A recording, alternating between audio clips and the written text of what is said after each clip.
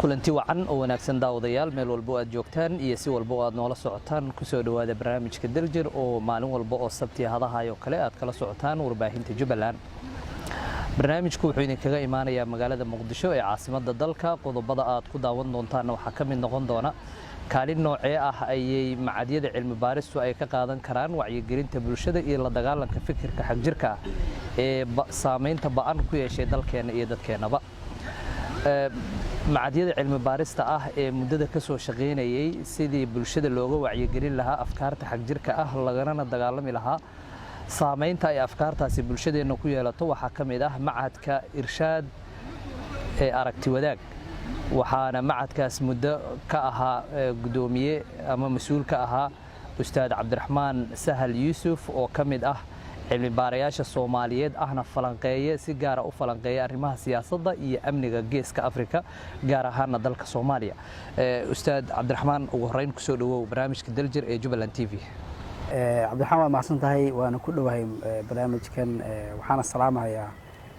taageerayaasha telefishinka iyo inta daawanaysa shacabka Soomaaliya oo dhan baan salaamayaa soo dhawaadaan leh. waa mahadsan tahay ustaadi. sidii aan furfurashada ku sheegnay kaalin noocee ah ayay macadyada cilmi baaristu ay ka qaadan karaan wacyigelinta bulshada iyo la dagaalanka fikirka xagjirka ah? horta macaahidda ama santarada cilmi baarista way fara badan yihiin. Soomaaliya marka la fiiriyana way ku cusub yihiin oo ma aha Soomaaliya lamid ma aha wadamada horumaray oo kale. waxaana keenaysa deganaansho la'aanta iyo runtii xasradaha Soomaaliya ka jiray ayaa sabab u ah. haddana iyadoo saa jirto 10 sano ugu dambeysay waxaa soo iftaxaysay macaahid iyo santaro la dhisayay oo ku saabsan arrimahan amniga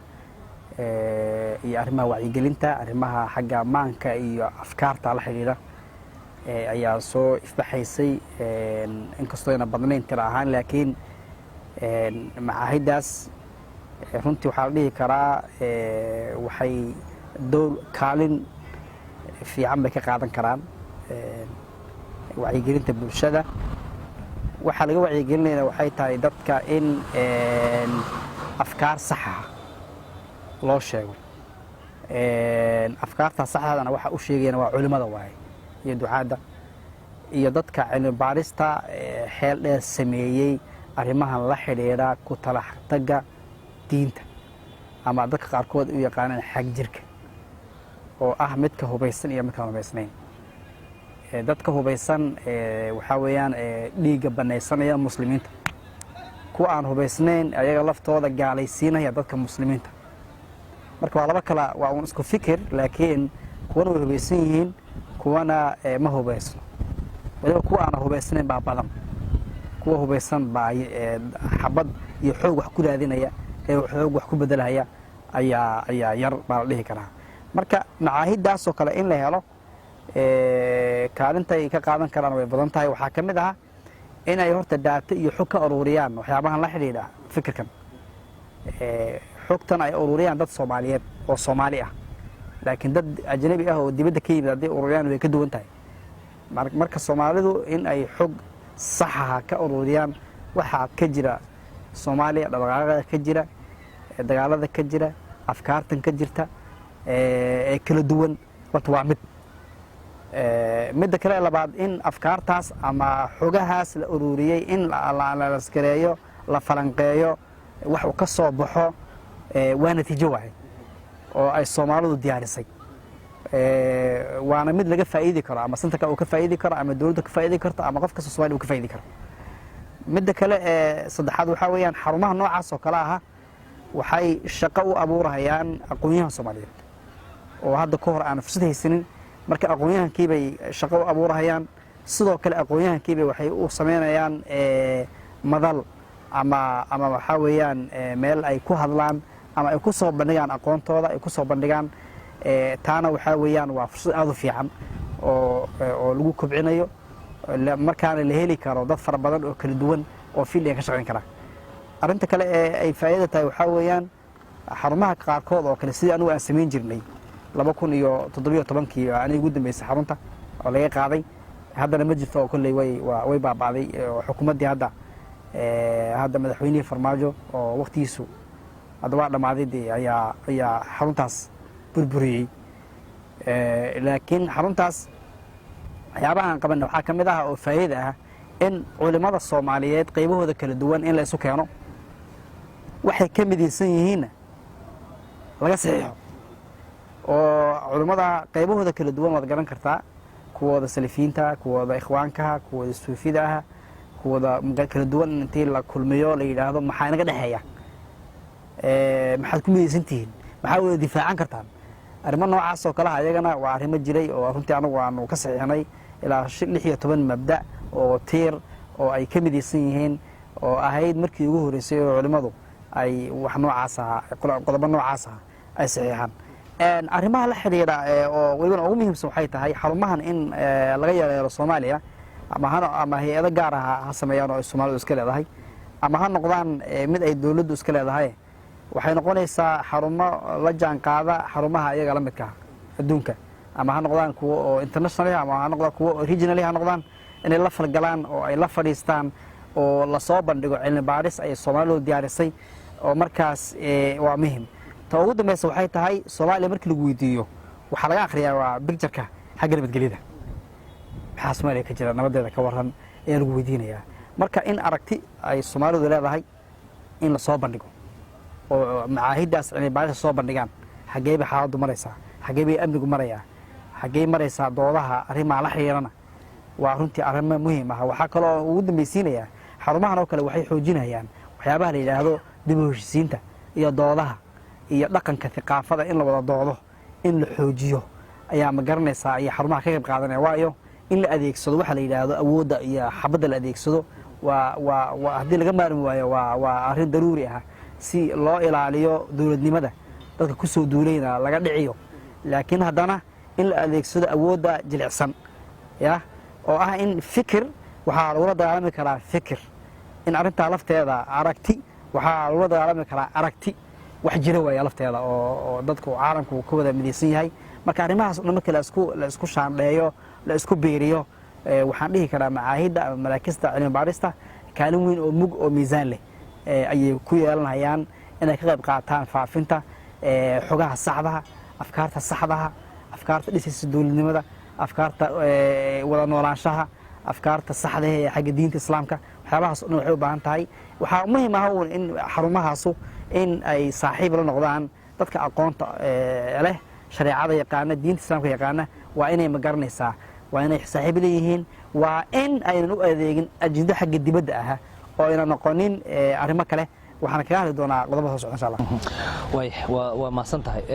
wacyigelinta marka laga hadlayo oo macdiyada cilmi baarista ah looga faa'iideysan karo waxyaabaha badan ee aad taxday, saamaynta ay arrintaasi ku yeelatay, wacyigelinadaasi ay ku yeelatay shabaab,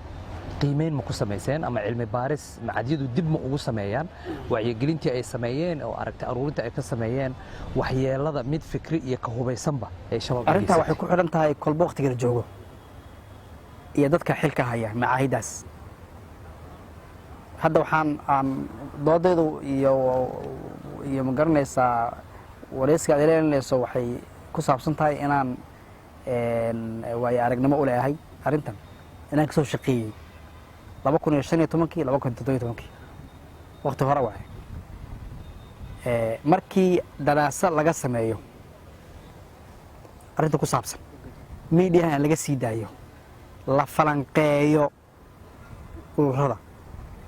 dowladda ka soo horjeeda dagaalamaya sida ururka al-shabaab, xogo la soo bandhigo, tirooyin la soo bandhigo, waxaa weeyaan saameyn bay yeelanaysaa.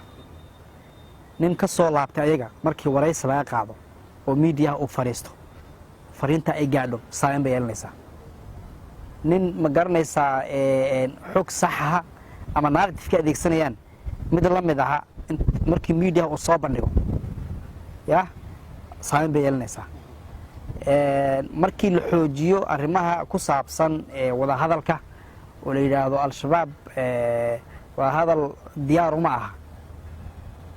oo dowladdu wada hadal bay diyaar u tahay oo narrative-ka la gado, saameyn bay ku yeelanaysaa. markii la soo bandhigo narrative-ka Taliban oo kale, Afghanistan oo kale, in wadahadal lagu soo dhammaystiray in saameyn bay yeelanaysaa because daalibaan waa urur oo loo kali ah waa urur oo reer afghanistan waaye laakiin qoladan ma aha qolo soomaali keli ah waa qolo oo taniimul qaacida ku xiran marka saameyn bay yeelanaysaa oo waxay saameyn ku yeelanaysaa shacabka soomaaliyeed ee la isku haysto ayaa waxay tahay shacabka soomaaliyeed waa shacab geeska afrika ku nool mandaqadiisa la yaqaano dowladdiisa la yaqaano xuduuddiisa la yaqaano marka yani wuxuu fahmi karaa intaas waaye caalamku fahansan yahay oo dowladnimadu fahansan yahay dhulku fahansan yahay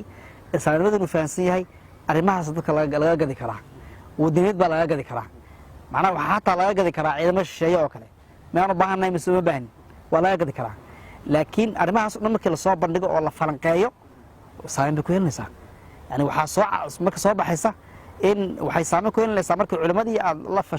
la fadhiisato oo fursad aad siiso oo ay soo bandhigaan akhdaada iyo khaladaadka ay dadkaas samaynayaan saameyn bay leedahay waayo dadkanu waxay dhegeysanayaan culimmada dhegeysanayaan ama telefishin ha ka hadlaan ama idaacada ha ka hadlaan ama waxa qoraanba ma garatay arrimahaas oo dhan saameyn bay yeelanayaan laakiin saameyntaas waa inay tahay mid oo joogto ah waa inay tahay mid oo haadif ah waa inay tahay mid oo waxaa weeyaan aan qaab injo-oonimo ahayn laakiin waa inay tahay qaab oo ma garanaysaa looga faa'iidayo dabcan caqabado ba iska jiraan laakiin barnaamijkan wuxuu saameyn ku yeelan karaa marka ay la socoto progress ama horumar xagga dhulka ah yani markii maalan ciidamadu ay horumar ay sameeyaan xoreyn sameeyaan oo magaalooyin ay la wareegaan oo dhul ay la wareegaan ma garatay tan kale oo ah miidiyahan uu la socdo wacyigelintan uu la socdo way samaynaysaa laakiin arrintaas waxay qayb ka noqonaysaa waa inay dowladdu ay la timaado narrative ama qorshe cusub oo la timaado aha in ay dadka kala hadasho waxa ay doonayaan yani qofka baahan in la daweeya u baahan in gaajada cunto la siiyo u baahan biyo in la siiyo u baahan dawo in la siiyo u baahan inaad maskax kala hadasho waxaa ma fahmayo marka macnaha dowladdu waa inay adeeg bixiso awooddeeda marka dowladda awoodda adeeg bixiso xaggii amniga ay sugto yani meelaha ma garanaysaa tanna wacyigelintuna markaas waxay yeelanaysaa faa'iido waxay yeelanaysaa ma garanaysaa saameyn weyn bay yeelanaysaa marka wax la wada socdaan wacyigelinta keligeed wax ma qabanayso xabadda keligeed wax ma qabanayso waxaa kaloo waxaa muhiim ah shaqa abuurkaa muhiim ah waxaa muhiim ah arrimaha la xidhiidha dadka adeegooda macnaa in dadka la baro dowladdooda waxyaabahaas o dhan oo wada socda ayaa saameyn si guud yeelanaya mustafa aad baad u mahadsantahay doctor su-aalo la xiriira qodobada ah hadda ka hadasheen gadaala ugu tegi doonaa dadka Soomaaliyeed iyo cilmi baarayaasha kale waxay ka bixiyaan tirooyin kala duwan awoodda rasmiga ee al-shabaab ka khabiir ahaan ogaalkaaga